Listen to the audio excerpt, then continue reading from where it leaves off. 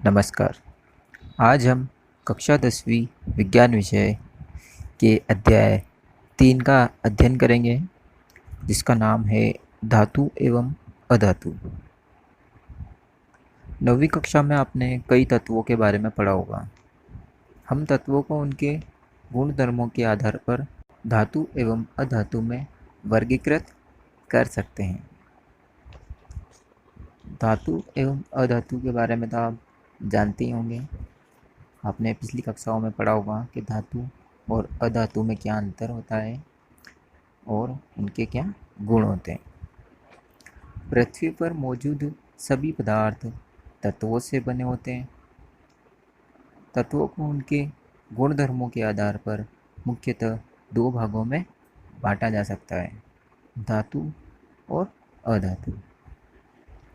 आवर्त सारणी जो हम अध्याय 5 में पढ़ेंगे, उसमें हम देखेंगे तत्व कौन कौन से होते हैं तथा कौन से धातु, अधातु और उपधातु होते हैं।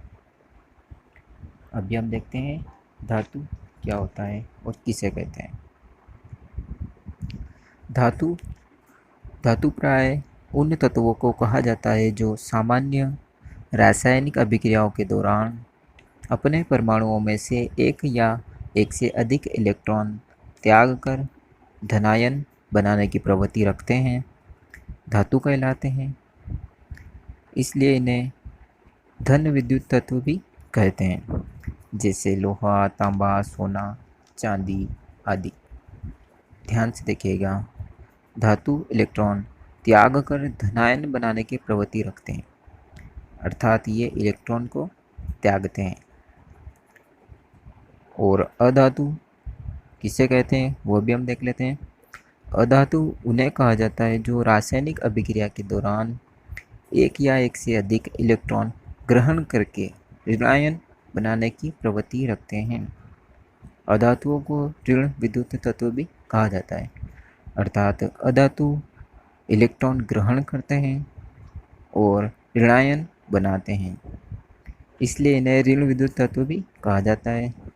उदाहरण जैसे आयोडीन, ब्रोमीन, सल्फर आदि। अब ये इलेक्ट्रॉन को कैसे त्यागते हैं और कैसे ग्रहण करते हैं वह हम थोड़ा सा देख लेते हैं। जैसे हम देखें सोडियम क्लोराइड, अर्थात सोडियम और क्लोरीन। सोडियम की परमाणु संख्या होती है 11 और यह होता है धातु। और क्लोरीन जो कि अधातु है, इसकी परमाणु संख्या है 17।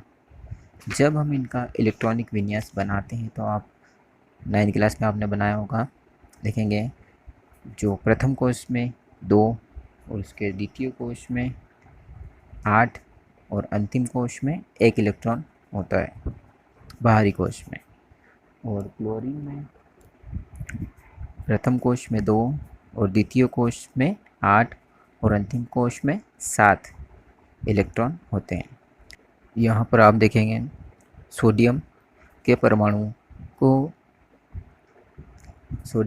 को कोश को पूर्ण करने के लिए 1 इलेक्ट्रॉन का त्याग करना पड़ेगा, और क्लोरीन में कोश को पूर्ण करने के लिए 1 इलेक्ट्रॉन को ग्रहण करना पड़ेगा। इस प्रकार सोडियम से 1 इलेक्ट्रॉन क्लोरीन में चला जाता है और दोनों के कोश पूर्ण हो जाते हैं। इस प्रकार से NaCl बन जाता है। यह आपने क्लास 9th में देखा होगा कि इलेक्ट्रॉनिक विन्यास कैसे बनाए जाते हैं, और सभी तत्वों के जो इलेक्ट्रॉनिक विन्यास होते हैं उनके परमाणु क्रमांक के आधार पर बनाए जाते हैं। अगर आपको नहीं आता है तो आप हमें बताइएगा, हम एक वीडियो इसके ऊपर भी बना देंगे। एक बार हम फिर से देख लेते हैं। तत्वों को उनके गुणधर्मों के आधार पर धातु एवं अधातु में वर्गीकृत किया जाता है। धातु के कुछ उदाहरण दिए गए हैं, जैसे आयरन, एल्यूमिनियम, चांदी, कॉपर। और अधातु के कुछ उदाहरण हैं हाइड्रोजन, नाइट्रोजन, सल्फर, ऑक्सीजन। अब यहाँ पर हम बात करेंगे धातुओं तथा अधातुओं के भौतिक गुणधर्म की, अर्थात उनके गुणों की बात की जाएगी। सबसे पहला है धात्विक चमक। अपने शुद्ध रूप में धातु की सतह चमकदार होती है। धातु के इस गुणधर्म को धात्विक चमक कहते हैं, जबकि अधातु में यह गुण नहीं पाया जाता है। इसके कुछ अपवाद है, जैसे आयोडीन अधातु होते हुए भी चमकीला होता है। दूसरा है कठोरता। धातुएं सामान्यतः कठोर होती है, लेकिन इसके कुछ अपवाद है। लिथियम, सोडियम, पोटेशियम मुलायम होते हैं, इन्हें चाकू से काटा जा सकता है। अधातु में ये अधिकतर कठोर नहीं होते हैं, लेकिन इसके कुछ अपवाद है, देख लेते हैं। कार्बन का एक अपरूप हीरा है जो सबसे कठोर प्राकृतिक पदार्थ होता है। तीसरा है रूप। धातुएं कमरे के ताप पर ठोस रूप में पाई जाती है, लेकिन कुछ धातुएं, जैसे इसके कुछ अपवाद है, केवल मरकरी अर्थात पारे को छोड़कर सभी धातुएं कमरे के ताप पर ठोस रूप में पाई जाती है। अधातुएं ठोस या गैसीय रूप में पाई जाती है, लेकिन इसका कुछ अपवाद है, केवल ब्रोमीन को छोड़कर जो तरल रूप में होता है। अगला है चौथा, आघातवर्ध्यता। कुछ धातुओं को पीटकर पतली चादर के रूप में परिवर्तित किया जा सकता है, जबकि अधातु में यह गुण नहीं पाया जाता, अर्थात अधातुएं आघातवर्ध्य नहीं होती है। अगला है पांचवा, तन्यता। धातुओं को पतली तार के रूप में खींचा जा सकता है। जिसे आप देखेंगे, धातु के पतले तार के रूप में खींचने की क्षमता को तन्यता कहा जाता है। सोना सबसे अधिक तन्य धातु होता है। आपको यह जानकर आश्चर्य होगा कि 1 ग्राम सोने से 2 किलोमीटर लंबा तार बनाया जा सकता है, जबकि अधातुएं तन्य नहीं होती है। अगला है विद्युत व ऊष्मा के चालक। यहाँ पर एक क्रियाकलाप की सहायता से हम समझेंगे। सबसे पहले आप चित्र में देखेंगे, एल्यूमिनियम या कॉपर का तार लेना है और क्लैंप की मदद से इस तार को स्टैंड से बांध देना है। तार के खुले सिरे पर मोम का उपयोग करके एक पिन को चिपकाना है। फिर उसके बाद इसके दूसरे सिरे पर हमको बर्नर या गैस लैंप की सहायता से इसको गर्म करना है। तो हम देखेंगे कि जो मोम है वह दूसरी तरफ पिघल जाता है और पिन गिर जाती है। तो इससे हमें यह पता चलता है कि धातुएं ऊष्मा की सुचालक होती है, जबकि अधातुएं ऊष्मा की कुचालक होती है। दूसरा एक प्रैक्टिकल है इसमें, उसमें आप देखेंगे एक बैटरी लगी हुई है और एक बल्ब और स्विच, और यहाँ पर 2 क्लिप लगे हुए हैं।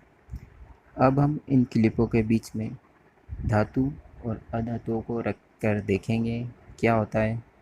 तो जब हम धातु को रखते हैं तो बल्ब जल जाता है, अर्थात धातुएं विद्युत की सुचालक होती है। और जब अधातु रखते हैं, जैसे पेन या लकड़ी की कोई वस्तु या प्लास्टिक, तो बल्ब नहीं जलता है, अर्थात अधातुएं विद्युत की कुचालक होती है।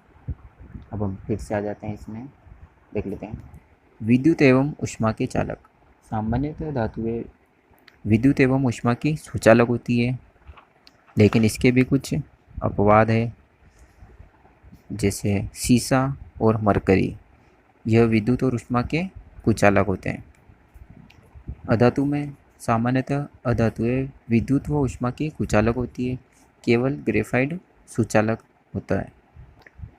ग्रेफाइट को आपने देखा होगा, पेंसिल की जो नोक होती है वह ग्रेफाइट की बनी होती है। अगला है 7वां, घनत्व। सामान्यतः धातुएं अधिक घनत्व उच्च गलनांक वाली होती है, लेकिन सोडियम एवं पोटेशियम का घनत्व एवं गलनांक कम होता है।